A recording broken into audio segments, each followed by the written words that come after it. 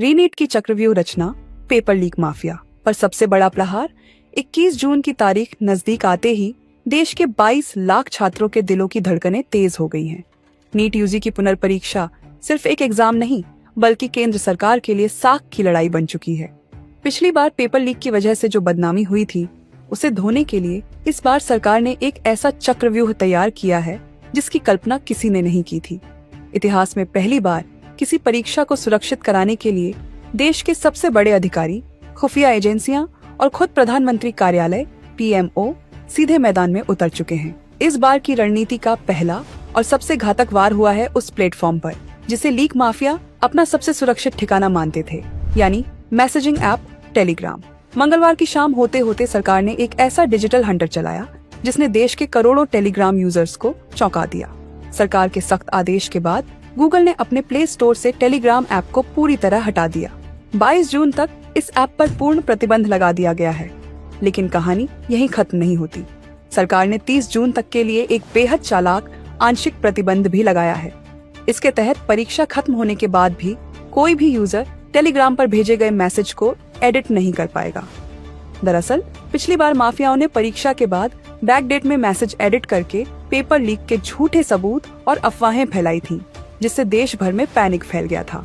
इस बार सरकार ने इस एडिटिंग फीचर को ही लॉक करके माफिया की रीढ़ की हड्डी तोड़ दी है। लेकिन सरकार का यह पहरा सिर्फ इंटरनेट और सोशल मीडिया की दुनिया तक सीमित नहीं है। जमीन से लेकर आसमान तक इस परीक्षा को अभेद्य किला बना दिया गया है। देश के कैबिनेट सचिव डॉक्टर TV सोमनाथन और केंद्रीय गृह सचिव गोविंद मोहन खुद इस पूरी प्रक्रिया की 24 घंटे निगरानी कर रहे हैं।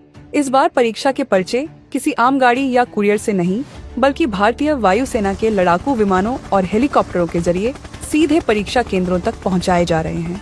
तमिलनाडु के तिरुनेलवेली जैसे सुदूर इलाकों में आसमान से हेलीकॉप्टर जब नीट के पेपर लेकर उतरेंगे, CRPF और CISF के हथियारों से लैस जवान तैनात मिलेंगे। इस कड़क पहरेदारी के बीच सरकार ने उन 22 लाख मासूम छात्रों का भी पूरा ख्याल रखा है जो इस मानसिक तनाव से गुजर रहे हैं। छात्रों को परीक्षा हॉल में घबराहट न हो, इसके लिए NTA ने पहली बार उन्हें 15 मिनट का अतिरिक्त समय देने का फैसला किया है, जिससे परीक्षा अब दोपहर 2 बजे से शाम 5:15 बजे तक चलेगी।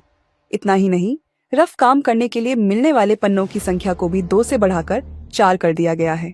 एक बेहद संवेदनशील और अनोखा बदलाव यह हुआ है कि बाएं हाथ से लिखने वाले यानी लेफ्ट हैंडर छात्रों के लिए पेपर का पूरा फॉर्मेट ही बदल दिया गया है, ताकि उन्हें लिखने में कोई तकलीफ न हो। इसके साथ ही देश के कोने कोने से आने वाले छात्रों के सफर को आसान बनाने के लिए रेल मंत्रालय और राज्य सरकारें स्पेशल ट्रेनें और बसें चला रही हैं। यह पूरी तैयारी साफ बताती है कि इस बार जंग सिर्फ एक परीक्षा की नहीं है, बल्कि देश के युवाओं के भरोसे को वापस जीतने की है।